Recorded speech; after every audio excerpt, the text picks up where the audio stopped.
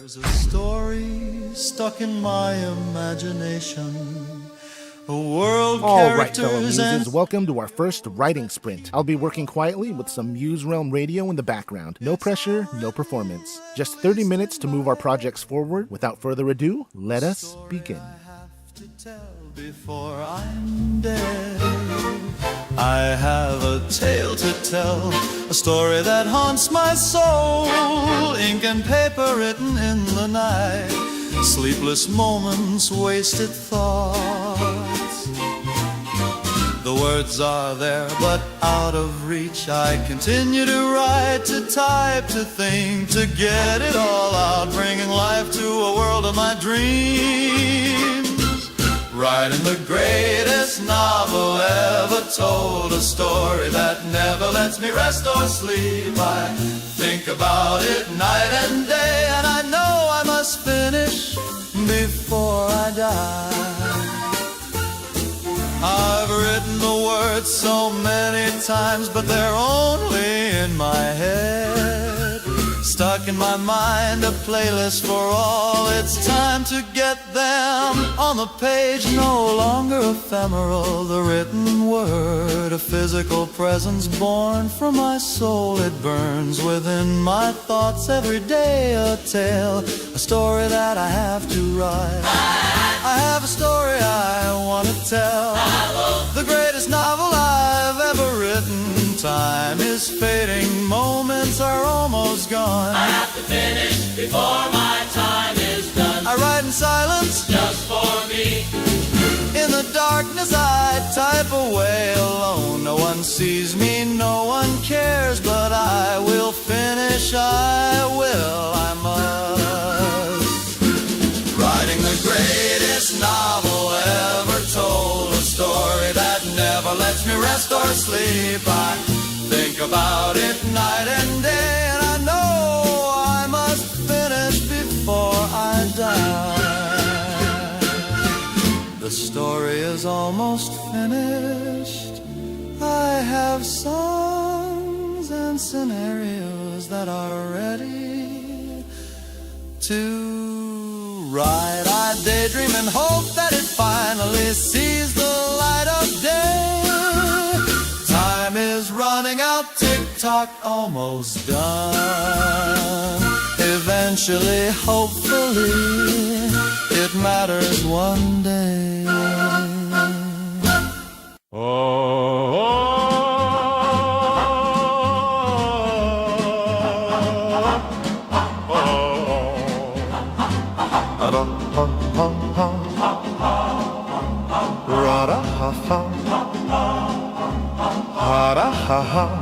They see you even in the dark. They fly through the night, listening to your heart's desire. No emotions or feelings, empty eyes devoid of light. Aliens that wander the galaxy, reapers of time and space. They are the dolls of Ipolak, a planet in the darkest of space. They are the dolls that lack nightmares that obliterate, eviscerate, terminate.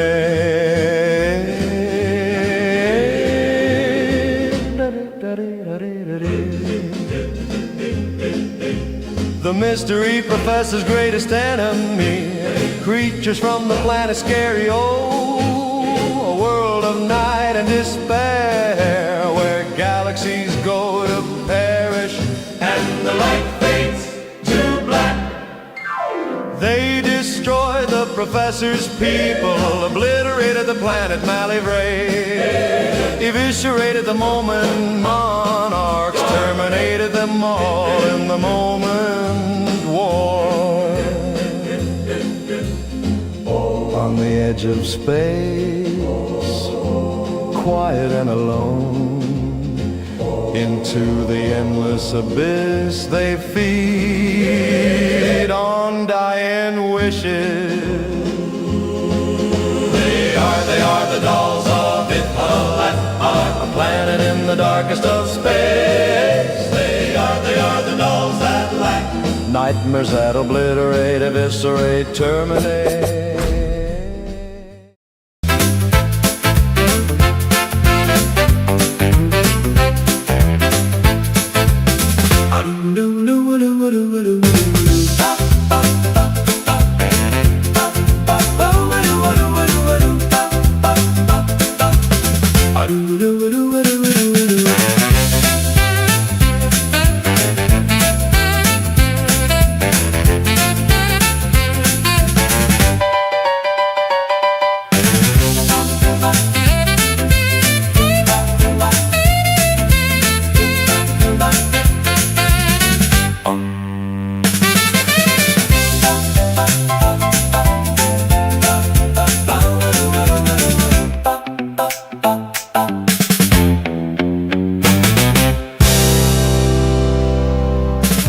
Scavenging the floor for a moment when she heard the deep, piercing voice of her father. Relene, up off the floor! He said, brushing the grass from her chin. Daydreaming again? Father was an intimidating man with small, penetrating eyes. Back in the house! As soon as he was gone, Rel lowered her goggles and looked up at the gray brick tower. She entered an open cage and shimmied past the broken machine golem in the middle. She wandered into the garage, past the car, and stood before an old, worn-out fishing pole. She clutched it, holding it above her head triumphantly, screaming, "Yes! I found the rod of lost tears! Now I may use its thread of everlasting..." What did I tell you? said Father, standing at the garage door. "Oops," said Rel, taking off her goggles. Get over here. I will, but first I have to... Here! Rel cringed at the boom of her father's voice, slinking to his side, eyes on the floor. Right. Inside! He ordered, pointing his finger into the garage door. Don't give me that look. He followed her into the kitchen, guided her to a bag of rice, and gestured for her to sit. There! Right there! Now what did I say earlier? Sit here and think about it. No more of these foolish games. Not right now. Father carried a wad of papers, shaking his head. Not now. Rel lowered her goggles, staring at the inside of the prison. Lily appeared, sitting to her left, legs crossed on the floor. "Oh, my princess, I am sorry. What do you plan to do?" "He sealed the florid gate," Rel said grimly. Through the lens of her goggles, she glanced at the front door. It appeared as prison bars, and the rice she was sitting on turned out to be a stone slab. Rel was shackled by invisible chains. "Unless I find the key, there's no hope of recovering the mirror. It's hopeless." "It would be, mistress," said Lily, triumphantly. "Good thing I managed to swipe this from his person." Drawing a hand from the side of her skirt, Lily revealed a small silver key. "Oh, Lily, I knew I could count on you!" cried Rel as Lily undid the chains. Metal clinked to the floor, fading into rings of black smoke. Rel bounced to her feet and clutched the rod of lost tears. "What about the gate? Not even a ring of heroes could burn through this." "There, mistress," said Lily. "A hole in the side wall," said Rel, staring at a large crack in the prison, just left of the main gate. "Will we fit?" asked Lily. "We must," said Rel valiantly.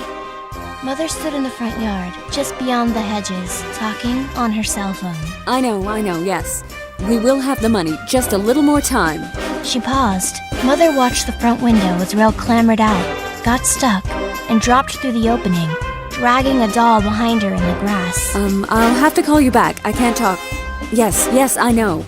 Well, my daughter... Yes, I understand.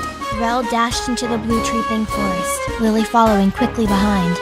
"What about Jaru?" said Lily, trying to keep up. "What's a Jabba?" said Rel, breaking past the trees and seeing the emerald glow of the lake.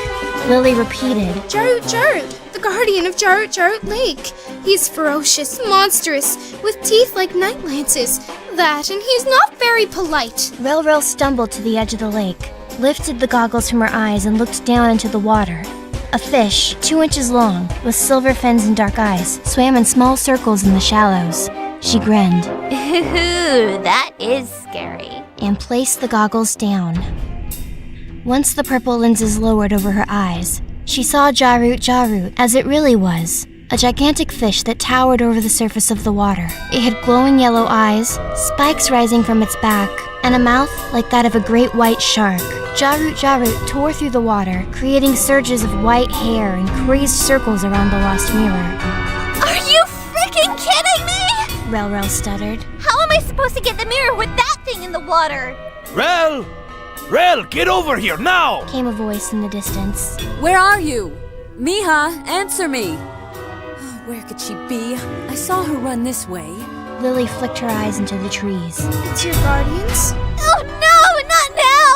I haven't even got the mirror yet! Rel splashed into the lake frantically. You best hurry, princess. I know! Okay! Rel dove into the water, running on top of the massive fish. He's slippery! She clutched Jarut's highest fin with one hand, grasping it firmly while she held the fishing pole with the other, trying not to get thrown off. Fly now, rod of tears! As she cast Jarut thundered through the water, trying to shake the little girl from its head. Rel was jerked about, to and fro, still holding onto the rod. I got it! The hook snagged upon the lost mirror, picking it up from the mud. Reel it in, mistress! Cried Lily from the shore. I'm trying to! Rel's other hand was locked to Jarut's head fin. Let go! Came Lily's voice. Are you nuts? Cried Rel. Raleen!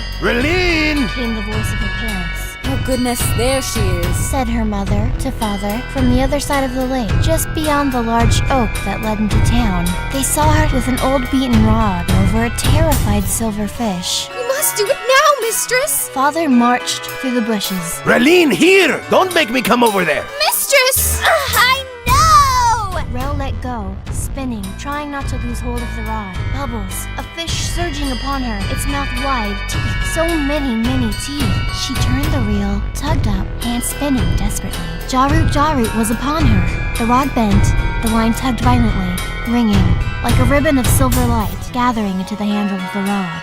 Rel pulled as Jarut leaped from the water.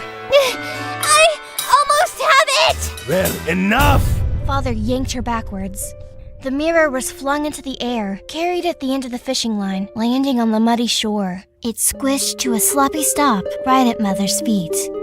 Rel, coated in mud, soaking wet, hair smeared across her cheeks, clothes ruffled and sticking to her body, trudged up to Mother and smiled. Look, I found it! Aren't you proud of me? She pulled the goggles onto her forehead. Mother eyed the mirror, shaking her head at the messy little girl. You're such a hassle, Miha. I don't have time for your games, I really don't. Tell me you're proud of me, said Rel. Get on home. Came Father's gruff voice. Get on home, now. Mother thrust the compact into Rel's hand. Now. Mother and Father wandered back up the hill together. They exchanged glances, saying something Rel couldn't hear. She opened the compact, staring into the grimy, dingy reflection of herself. Lily eyed her curiously. What will you wish for, mistress? She sighed through her nose, tears masked by purple bangs, droplets of lake water on her cheeks. I wish for attention.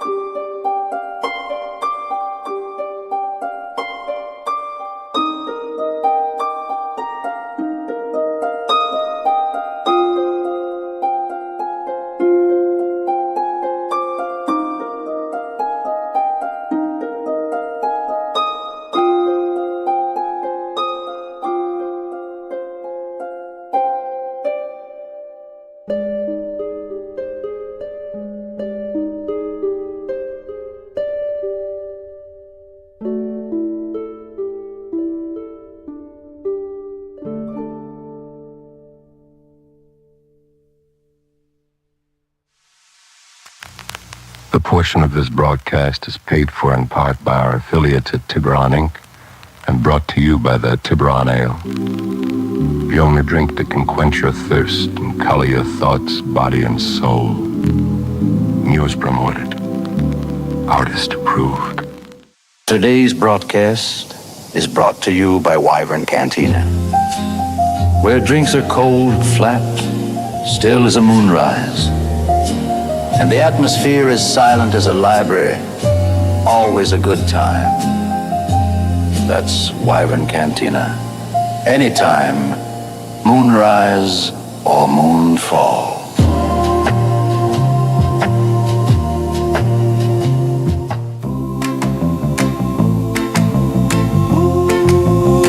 It's just a memory.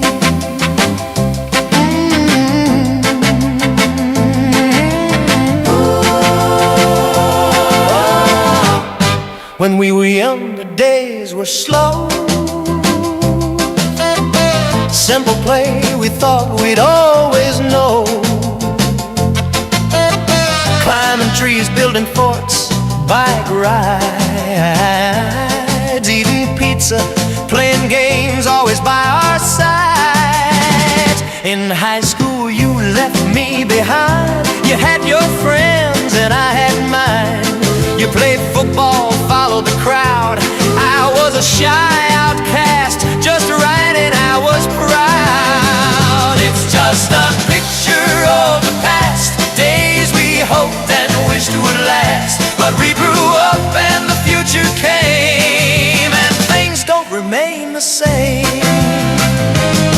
Graduation came and you disappeared. I stayed behind and you left, I hid. I continued to write, to play video games. I went to college, I met a girl, we had similar names. I got married, I had kids and continued to write, dealing with the trials of being an adult, losing my light. I failed, I rose, I tried to do what's best for my kids and wife. I stayed strong, I gave up and persevered for our life. I continued to write, I heard you became a drunk. You lived on the street, passed from house to house. You never got help, though we all tried. You wouldn't give up the drink and you went to jail. Now I'm writing this song about the past, days that would never last, and someone that vanished from my life. It's just a picture of the past, days we hoped and wished would last. But we grew up and the future came, and things don't remain the same. I don't know where you ended up. It's funny where life leads us through the years. Unpredictable, scary, and never what we thought it'd be. And sometimes the ones we grow up with aren't there when we grow up. Just a picture, just a memory, gone but not forgotten. Feeling low on mana? Recharge with Muse Brew coffee. Roasted in the hidden wing and enchanted for maximum inspiration. One sip and your ideas take flight. Muse Brew coffee, brewed for creators. A portion of this broadcast is paid for in part by our affiliates at Tiburon Inc. and brought to you by their Tiburon Ale. The only drink that can quench your thirst and color your thoughts, body and soul. Muse promoted. Artist approved.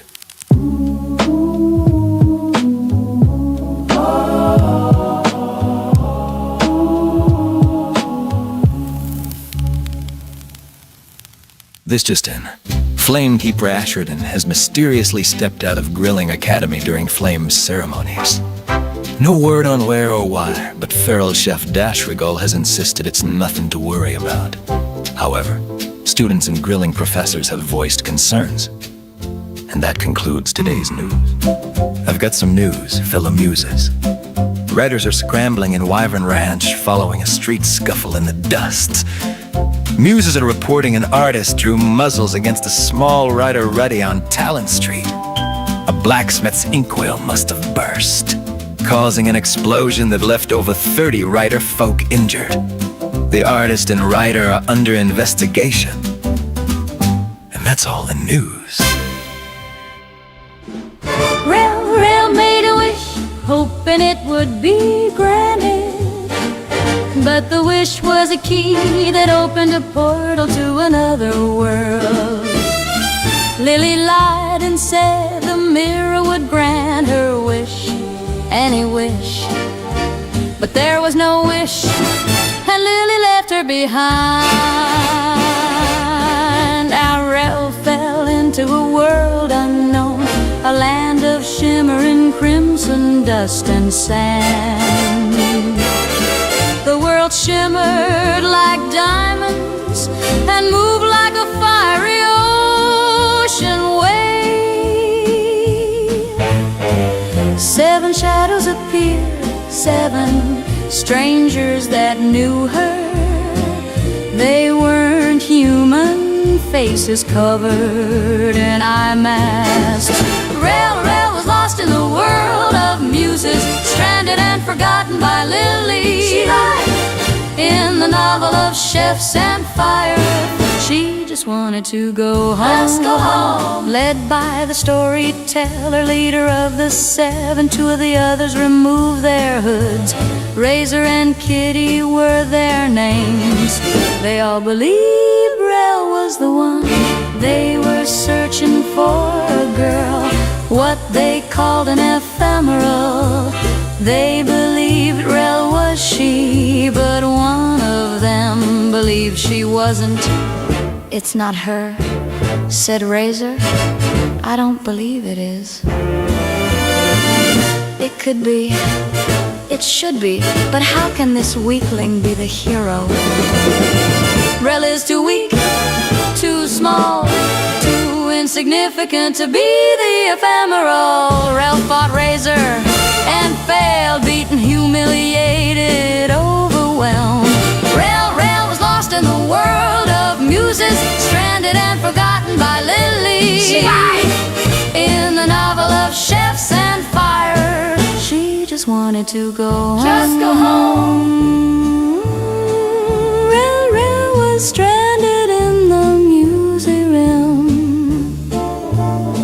These muses were strange, odd, otherworldly beings. They believed she was something called an ephemeral. But one, Razor, was unsure and didn't believe that. Rel was the one they were searching for.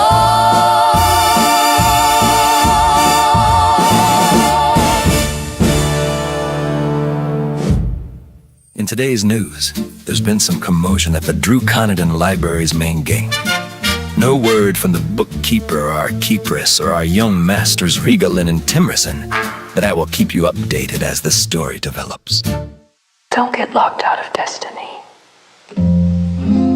Apply today for your Draconodon library card and gain access to restricted archives, forbidden tomes, and cozy reading nooks. Draconodon Library. Knowledge awaits. So, time to switch to the news, fellow muses. There was an uproarious commotion out in the roaring dune shallows, near the ash goblin burrows. 3 figures were seen being hunted by a pack of ash goblins. No mention on if they became one with the dust or if they stepped out onto their clompers. But that's how the cookie crumbles out in the roaring dunes, and that concludes the news. It's cheap and convenient, 'cause it's close by. But the people, why are the ones that go to Dragon Slop Shop so self-centered and oblivious? People have no sense of place, they stand in the way, blocking the aisle. They put their card in the very middle and reach over, taking all the space. They have no spatial awareness, social awareness is something they lack. They get in the way, they never move, appearing out of nowhere when you're there. Never go to Dragon slop shop. It's not worth it unless you wanna get angry and pissed. The people are rude, inconsiderate, selfish NPCs that run on dickhead autopilot. Oh, look, they found a friend and they decided to chat in the aisle, having a deep, meaningful conversation while they stand and block traffic in both directions. Get out of the way, move, go talk somewhere else. You're blocking the flow, oblivious to everything else. It's like they're on your clock, your time. NPCs that wander out to block your path, moving just to appear and get in your way.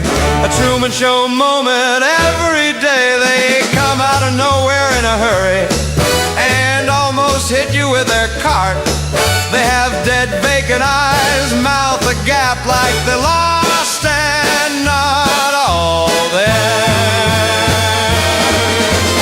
Never go to Dragon's Slop Shop. It's not worth it unless you wanna get angry and pissed.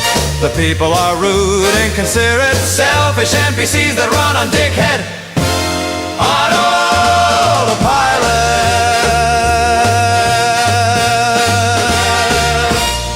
I am tired of people. I need to stop going to Dragon's Slop Shop, because every time I do, I end up dealing with rude, miserable people. Morale of the story: shop online.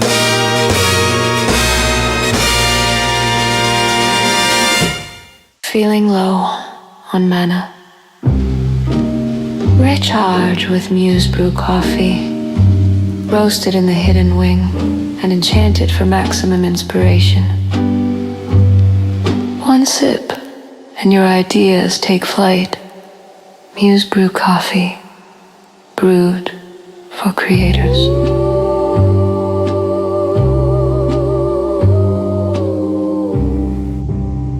Content warning. This is a horror story that contains graphic, violent, and disturbing writing. Please do not listen and skip this tale if you scare easily or have a weak constitution. Enjoy. This is Abby in the Dark Part 2 by J.J. Evangelista. Life went on as it did. She never told anyone at school, never mentioned why she had this bruise or that scar, of course. Abby did well to hide such things, but truthfully, no one ever cared. So it would be safe to assume that no one noticed her decline. Innocence corroded over the years, every slap, every forgotten night stealing more and more of her smile.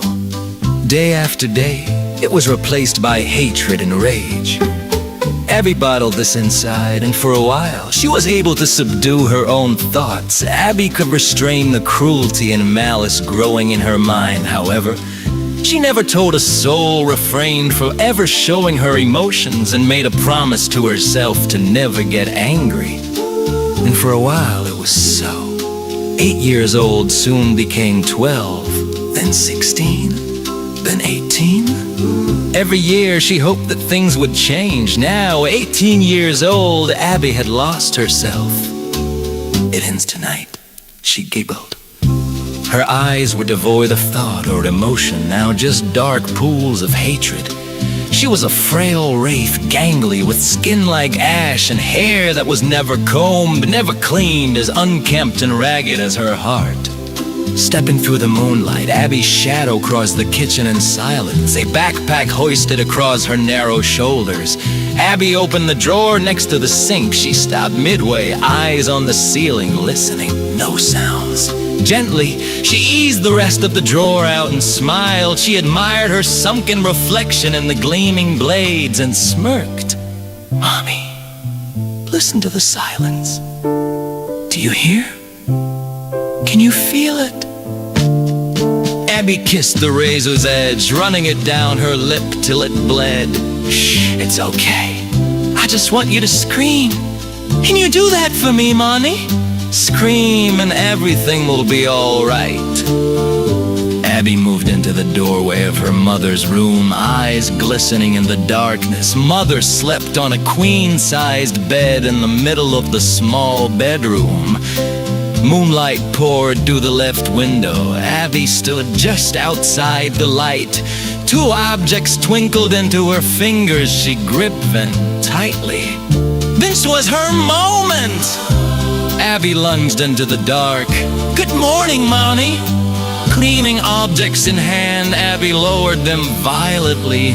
They shattered bones, slurred through flesh, and in a spray of black, pinned the sleeping woman to her bed. All the while, Abby hummed Mary Had a Little Lamb. Mother burst with a startled cry, staring face to face with her daughter. Abby plunged a small glass cup down with a twist of her hand until the cry became a burbling hiss. Scream for me! Abby punched, her fist denting something soft and malleable. Glass shattering into 1,000 shards, and Mother's cry became a gurgling muffle. Yes, yes, just like that, you're doing wonderfully. Without hesitation, Abby thrust a knee into the darkness, hunched, head lowered to stare down into Mother's eyes. Abby admired the terrified look with a strange sense of twisted satisfaction. Can you hear my agony? Understand my pain? Mother squirmed, unable to move or speak, pinned to the bed. She was very much aware it's dark in here. Abby hauled a thick, jostling container from her backpack and poured the liquid onto Mother's face. Abby heard a burbling noise as she struck a single match and stared at the flame. I can see you. I love you, Mommy. She released the flame. Abby watched the tiny match twist through the darkness before bursting into a wild flash. It flared instantly, and soon the whole bedroom was on fire. Abby never moved. She stood there and watched as the flames consumed everything. All that was left of the house were ashes. They never found Abby. They never found her body. Most assumed that she was taken by the fire. Others say that she ran away. So, when the lights are off, and there is nothing but you and your thoughts, you just might hear, Abby, please, it's dark in here. I can see you. And if you open your eyes, you just might see her standing next to your bed. Have you seen my mommy? This is the story of Abby. She's missing. Have you seen her? Or perhaps she's already found you.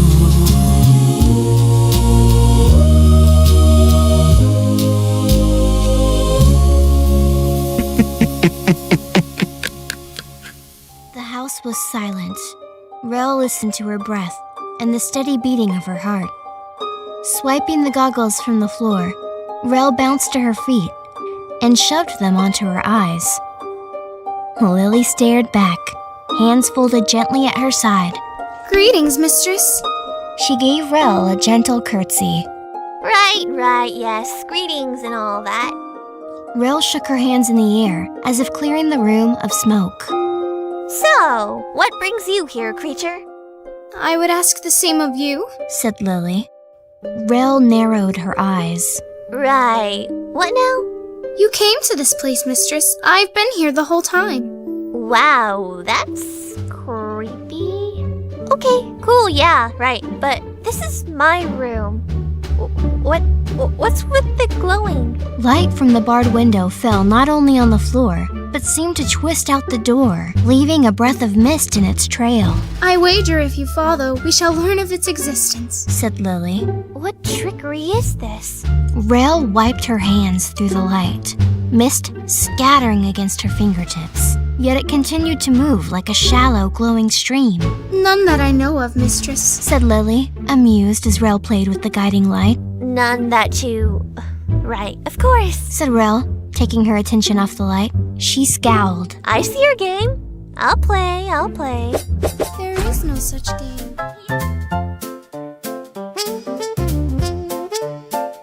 All right, welcome to a short break, fellow muses. Take a moment to stretch, grab another drink, or feel free to choose another snack. So, how are you feeling so far? And what did you think of the short story? Also, tell me a little about what you're working on. I hope the adventures in the Muse Realm are inspiring your creativity. In just a few minutes, we'll return to our next 30-minute sprint with more Muse Realm Radio ambience. So let your imagination wander, take a deep breath, and get ready to dive back in. You're listening to Muse Realm Radio, here for all your creative and inspirational needs.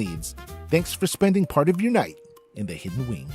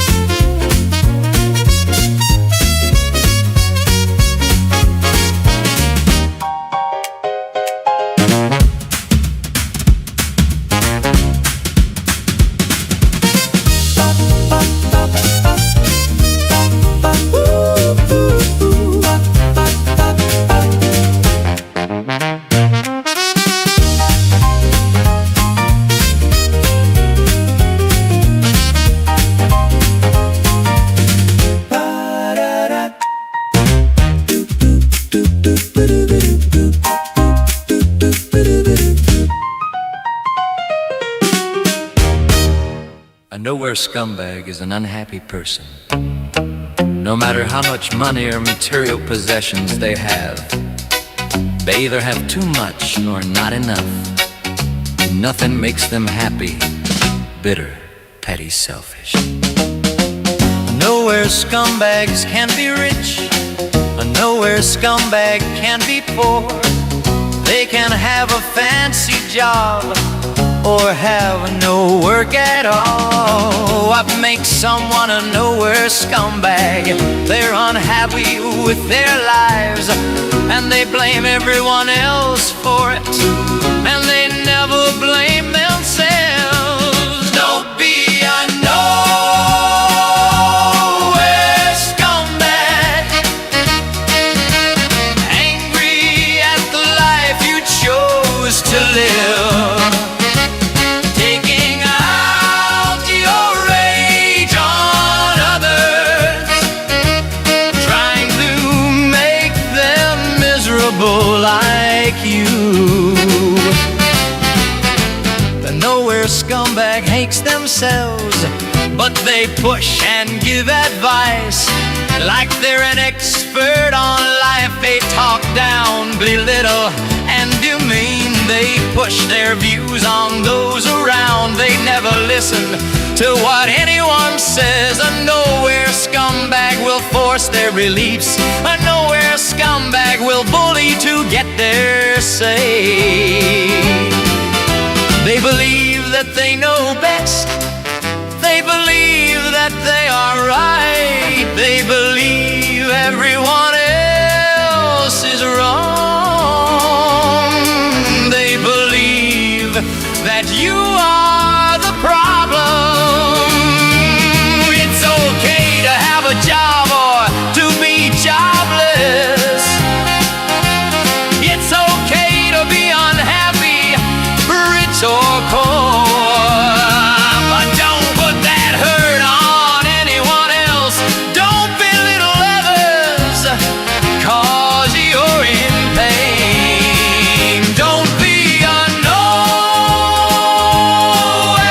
scumbag, angry at the life you chose to live, taking on your rage on others, trying to make them miserable like you. A nowhere scumbag is always right. They don't listen. They don't care they made mistakes. Their life isn't what they hoped it'd be.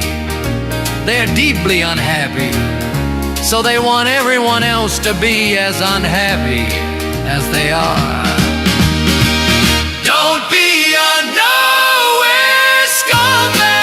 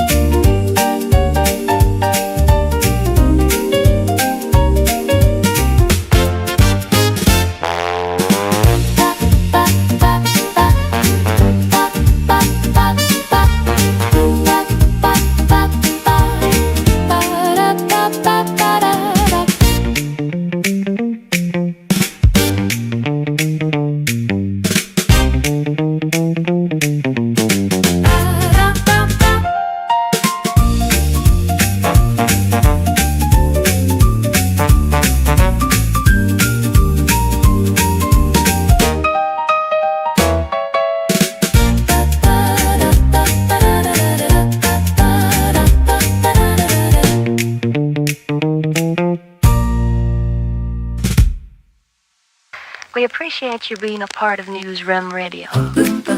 And please remember, no one's story is ever finished. The next chapter can always be better. So even if this chapter is rough, it may just be the turning point in your hero's journey.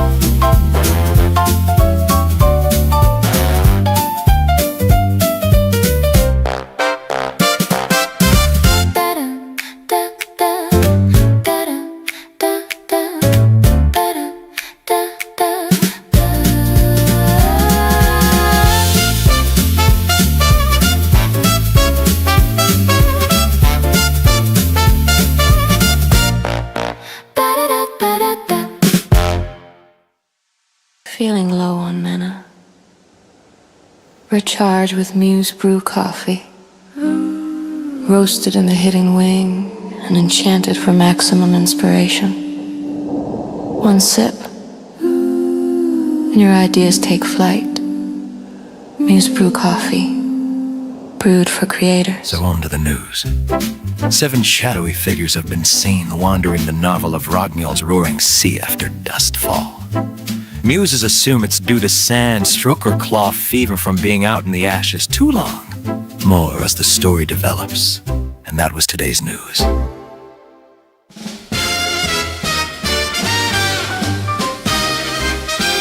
Auntie, I like you, and we'll be friends together. I love you so much. Good luck. Brother Mac and cheese and sister is a rabbit. And Auntie is awesome. And Mommy is a swordsman.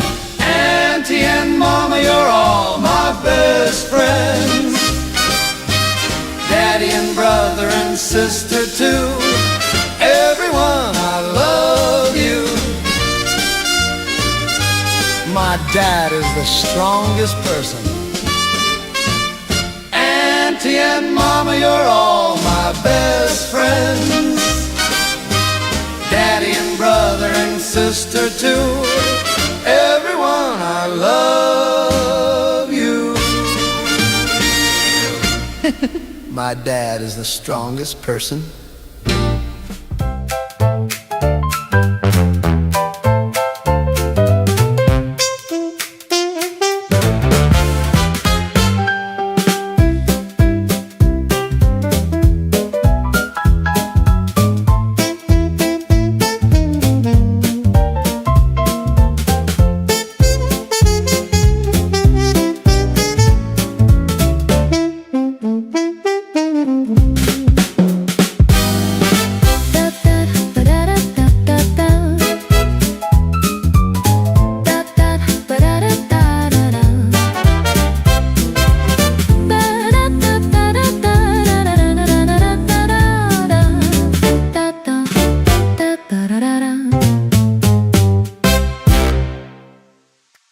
Thank you for joining us at Muse Realm Radio. Remember, everyone will tell you how to write your story, but no one will write it for you. So use your words, not theirs. Tired of mundane ink that fades with time? Try Draconodon ink, brewed from rare arcane minerals and distilled moonlight. Perfect for scrolls, spellbooks, and best-selling fantasy novels. Draconodon Ink and Quill Emporium, where legends are written. You're listening to Muse Realm Radio. A portion of this broadcast is paid for in part by our affiliates at Tiburon Inc. and brought to you by their Tiburon Ale. The only drink that can quench your thirst and color your thoughts, body, and soul. Muse promoted. Artist approved.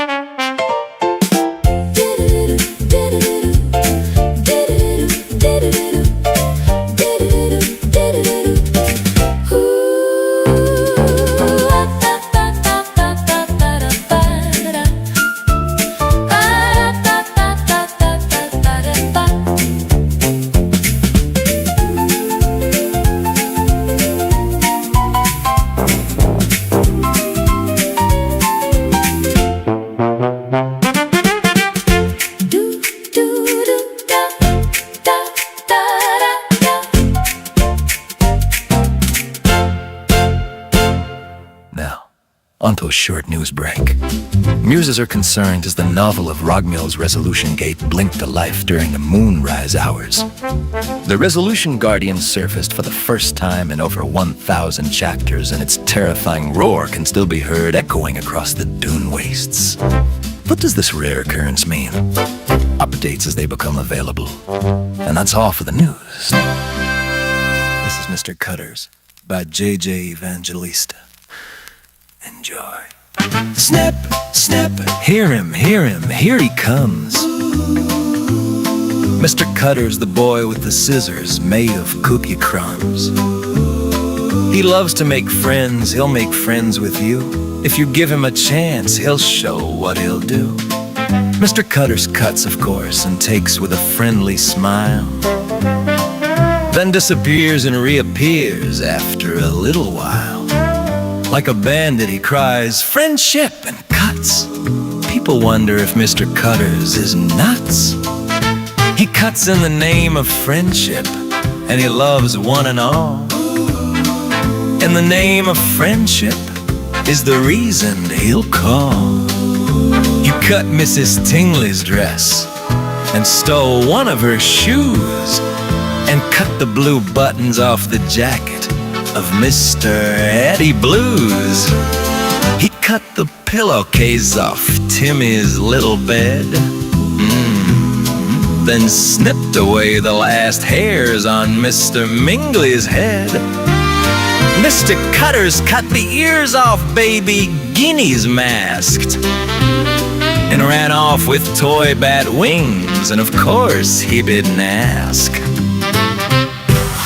Snip, snip, he gathers and he takes. Mr. Cutters needs all this for what he makes. Why the need for junk? And what does he make, you ask? Ask him, and he'll surely reveal the task.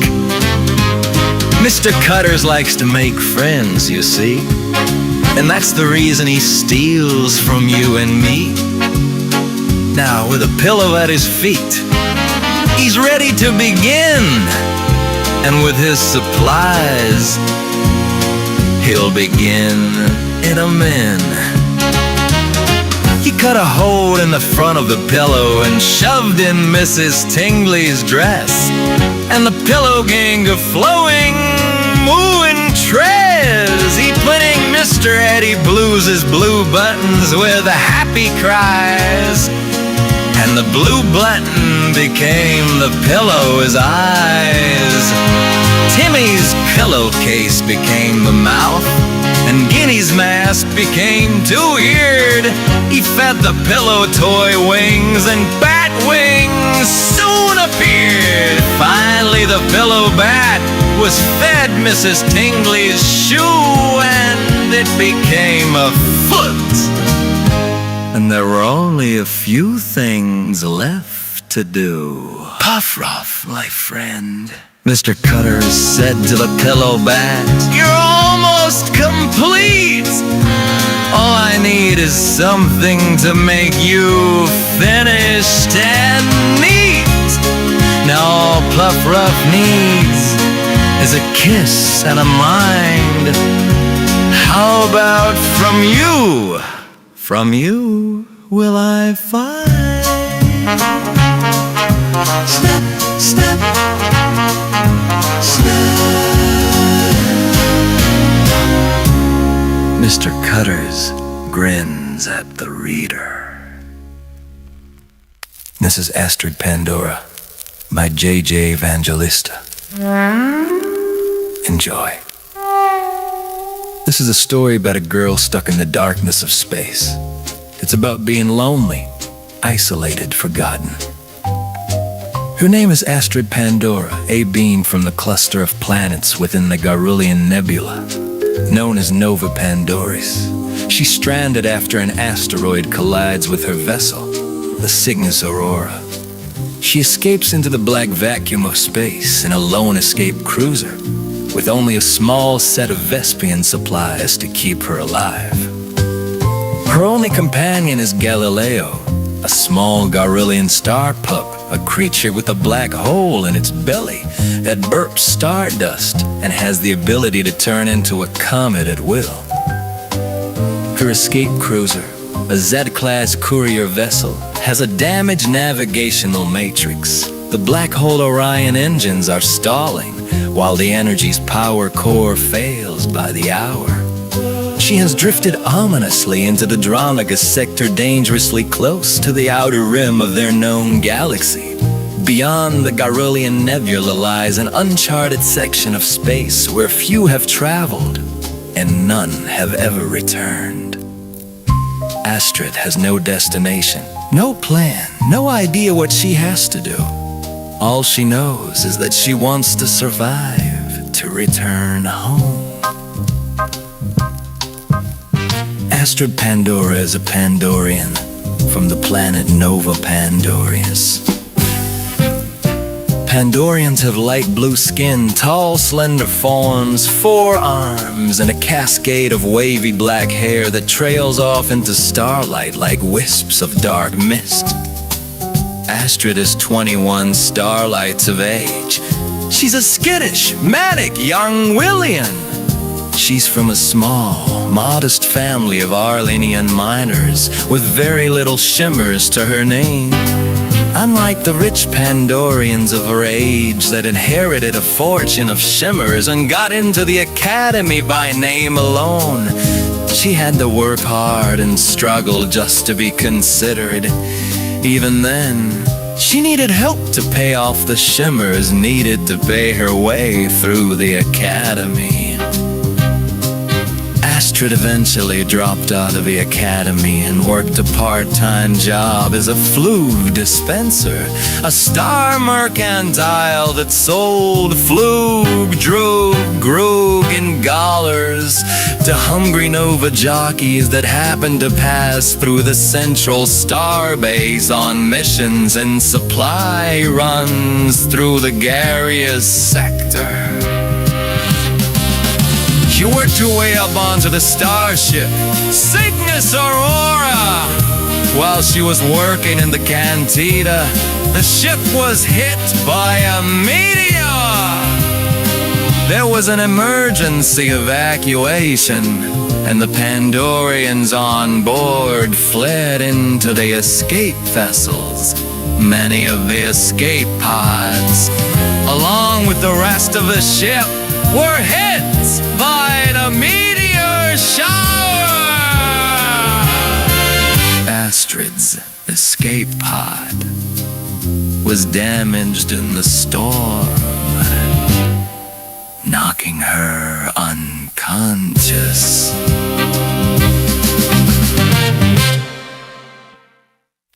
This is Blumpy Bluck by J.J. Evangelista. Enjoy.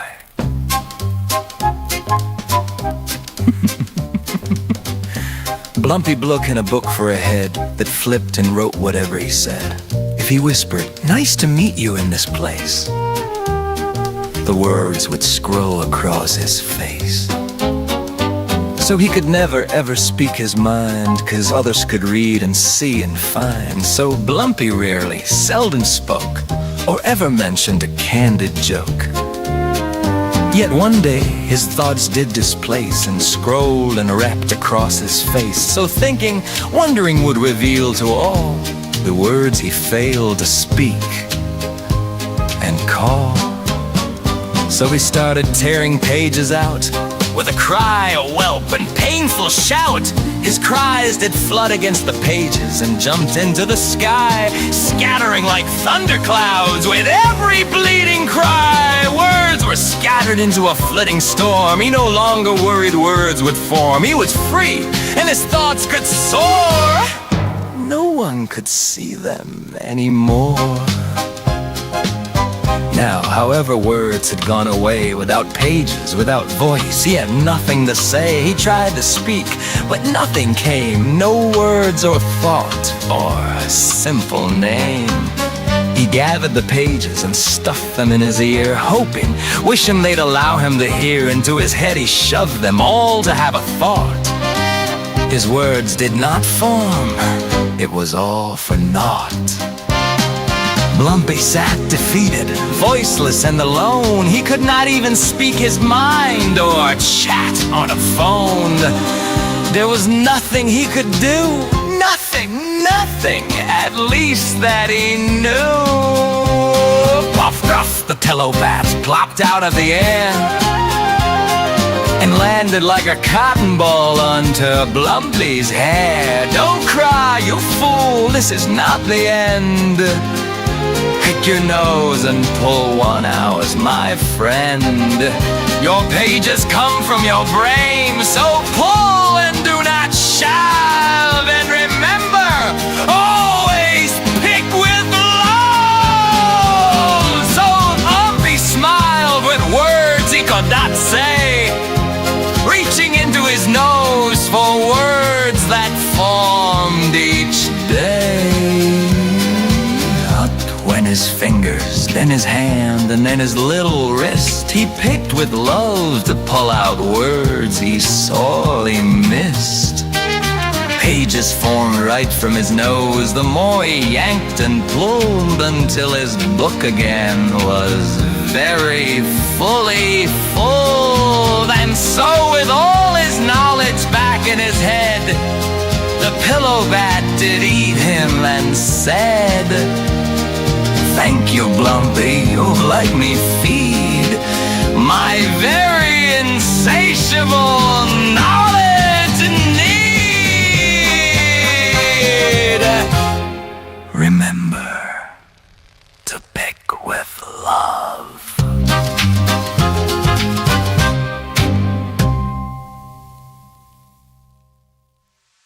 Set the mood for magic. Hidden room candles feature notes of the inked sea. Roaring dunes, lullaby snowflakes, and distant alphabet cedar. Hidden room candle co. Light the imagination.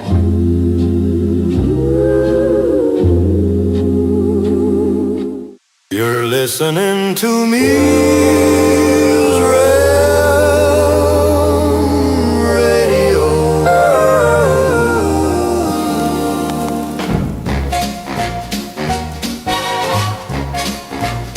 I've got a tale that's burning bright.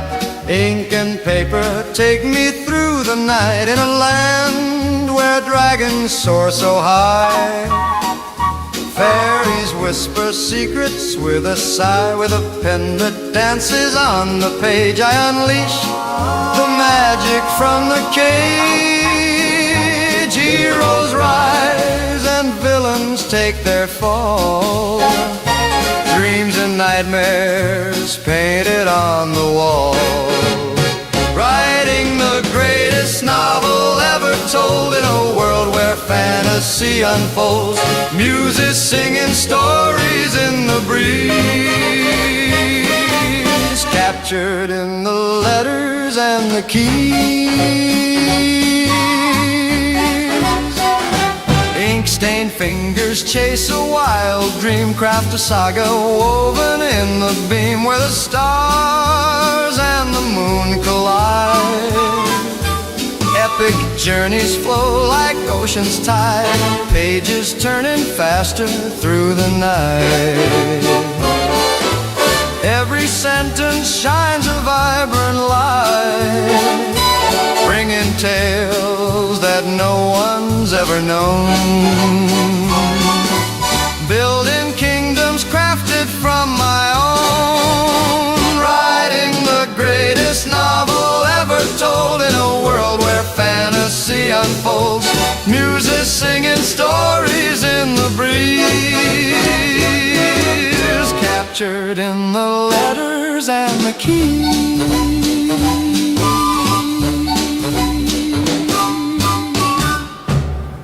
Here's some news for you beautiful muses.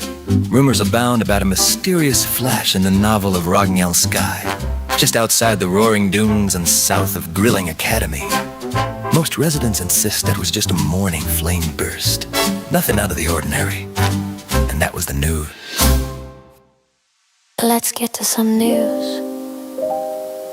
So, the long-lost tinctress, the princess of the clockmaker and makeress, has returned after more than a chapter. Our muse has been missing for a time and has returned to her post as our dear head librarian, dear tinctress. Welcome home.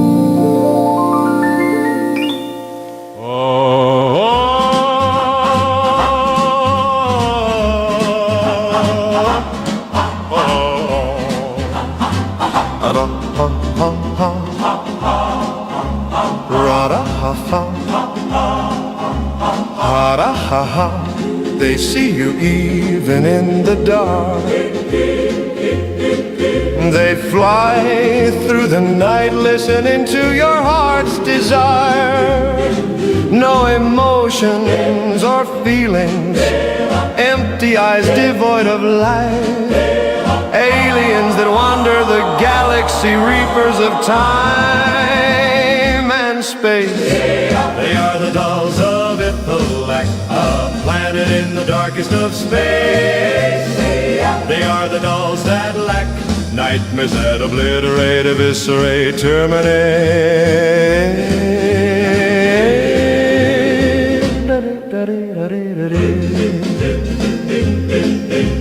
The mystery professor's greatest enemy, creatures from the planet scary, oh, a world of night and despair, where galaxies go to perish and the light fades to black. They destroyed the professor's people, obliterated the planet Malivray, eviscerated the moment monarchs, terminated them all. The unknown alone, abandoned adventurers. And that brings us to the end of today's journey through the Muse Realm. I hope you were inspired and got some work done, or at the very least fleshed it out, if only a little bit.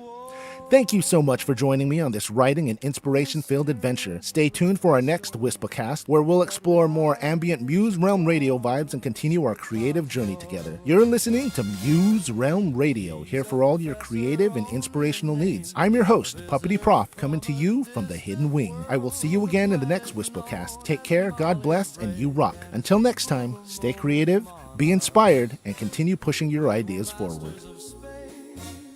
Lords of time immemorial, capable of traversing the stars and riding the streams of galaxies. The mystery professor, traveler, explorer, alone he rides rides in his mysterious star, which stands for search, the ambitious request, a vehicle that warps through space. The moment monarchs granted wishes, traveled the galaxy to find the hopeful, using their star to blend in and disguise, so that they could grant the heart's desire. With the power of their corona crowns, they could manifest the greatest aspiration, stars morphing into their surroundings to blend into the world they traveled to. And so it was for eons, the moment monarchs granted wishes, exploring, blending in, and leaving like wish, granting phantoms. Once upon a time, the dolls of Ithalak appeared, reapers of time and space, and devourers of dying wishes. In a moment of war, they wiped out the moment monarchs.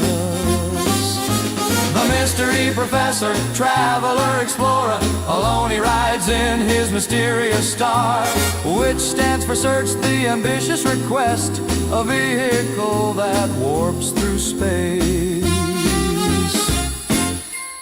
And in his terror, as his world collapsed and burned, the mystery professor fled the planet Malivray. He fell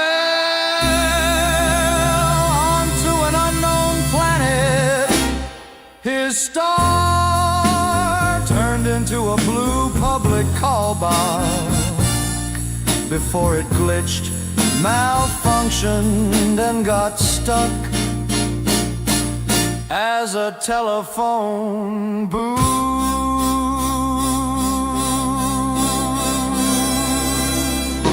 Alone, last of his kind, he uses his corona crown to carry on his people's work.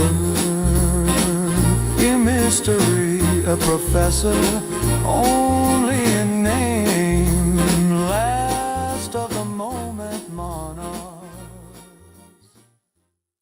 There's a story stuck in my imagination, a world, characters, and scenarios that keep me up at night. It's all written, at least in my head, a story I have to tell before I'm dead. I have a tale to tell, a story that haunts my soul, ink and paper written in the night, sleepless moments, wasted thoughts. The words are there, but out of reach. I continue to write, to type, to think, to get it all out, bringing life to a world of my dreams. Writing the greatest novel ever told, a story that never lets me rest or sleep. I think about it night and day, and I know I must finish before I die. I've written the words so many times, but they're only in my head.